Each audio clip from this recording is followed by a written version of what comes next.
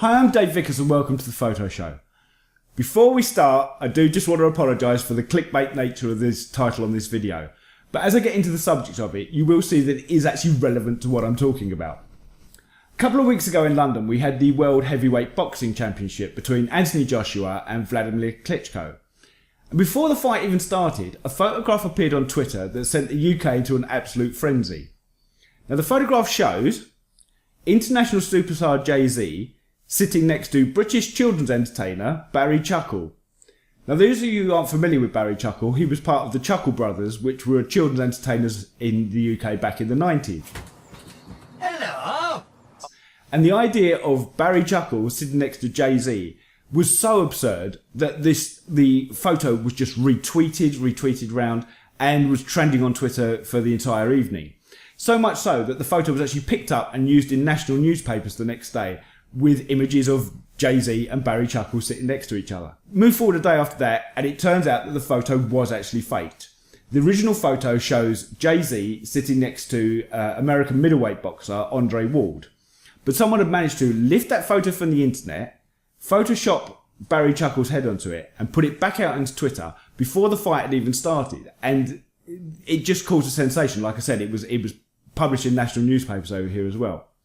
So what I thought I'd do today is we're going to take the original photograph of Jay-Z and Andre Ward and just show you how easy it would be to fake something like that.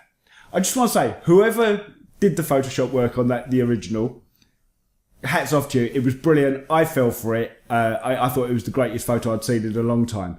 But we'll hop over to Photoshop and I'll show you, if it was me faking it, how I'd have done it and just how easy it is to do. Okay, so I've jumped over into Photoshop now, and I've pulled up the original image that was doctored on the night, and it shows Jay-Z on this side and boxer Andre Ward on this side. And this was the image that was used to create the fake image with Barry Chuckle in it. So what I'm going to do is just show you how easy it is to fake an image like this. So I've also brought up another image, which is myself and my daughter at a party from a few years ago, and I'm just going to use me into the Andre Ward image and show you just how easy it is to fake this kind of picture. So first thing I'm going to do is I'm going to get our marquee tool, and I've got the elliptical marquee tool, so it's going to give me a circular selection, and I'm just going to get a really rough, quick selection around my head, which is quite large. So now I've made the selection, I'm going to make a copy of that, so Ctrl+J, and that's now given me a copy of just my head on a blank layer. So now I'm going to press V on the keyboard to grab the move tool, and I'm going to click and drag from that image into the original image. Let's get that one up out of the way now. So there we go. Now we've got my head in the original image. As we can see at the moment, it's slightly too small, which is unusual for me because I've got quite a big head. So I'm going to press Ctrl and T on the keyboard to bring up our transform box here. And holding down Shift, I'm going to make the head larger. So it's roughly the same size as the one we're trying to copy over. What I'm going to do as well is I'm going to lower the opacity on that level so we can see through slightly. And I'm going to line up the eyes. I'm going to line up my eyes with Andre Ward's eyes in the original shot. So it needs to be head tilted slightly that way. You see underneath, actually going to line up the eyebrows rather than the eyes. And that looks about right. So let's bring the opacity back up to 100% and hit enter on the keyboard. So there, already straight away, before we've actually done anything, the head's looking the right size and it's in the right position. So now what I need to do is just to get rid of all of this junk around the outside from the original picture. So the best way to do that, the quickest way, is to use a layer mask. So the bottom of the panel here, little square with a circle in it, will give you a layer mask, and you can see now we've got a layer mask next to that, and we want our background and foreground colors here with black at the foreground, white at the background, and I'm going to press B on my keyboard to bring up the brush tool. I'll zoom in a little bit here and B on the keyboard for the brush tool, and now what I'm going to do is use the layer mask to get rid of the areas we don't want. So we're getting rid of my collar from the original picture here and bringing back the collar from the photo underneath. And this photo actually lends itself really well to it because it's got the dark background. There's not much detail. We're not having to go really fine around it. If I just go to the edges here, as soon as the black background starts to show through, it actually starts to sell the fake really easily. So let's go round here. Let's do the other side here. I don't have to be too careful about the detail in the hair either because the black background's not showing too much detail there. Let's just quickly go around there and come in this side as well. Take that bit of the collar out, come round my ear. You can see now it's already looking pretty good, but what I've actually got here is some of the original head underneath. So let me just get the move tool and just see if I can just move me ever so slightly to cover that slightly better and square it up. Okay, that's looking good, but what I'm going to do is turn that layer off and we'll use the background layer.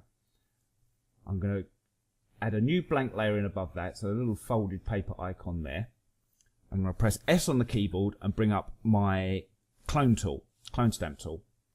And I'm just going to clone out some of the areas here that were showing up under the image we're trying to copy. So let's pick a sample point there. Come in across, line that up nicely, that's looking good there, and just paint in a little bit to get rid of the bits we don't need.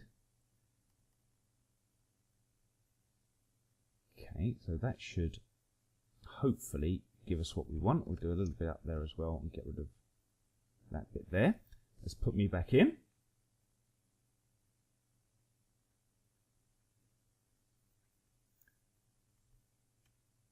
Move me ever so slightly up now. Let's go back to full scale. And there we go. Already it's starting to look fairly realistic. I think actually I'm a little too bright there, so let's bring up a curves layer. And we're just going to darken down that to kind of match the lighting conditions in the original picture. About there should do. Slightly too clean as well, so I'm actually going to duplicate that layer, so Ctrl and J, and on this top layer here I'm going to add a little bit of noise. So in my filters, noise, add noise, I'm going to add just a tiny little bit of noise, and it's also looking slightly too sharp, so I'm going to add a little bit of blur as well. So blur, I'm going to go to Gaussian blur and just add a little 1 radius of blur there, and you can see it's actually blurred me out a little bit, so I'm going to lower the opacity on that down.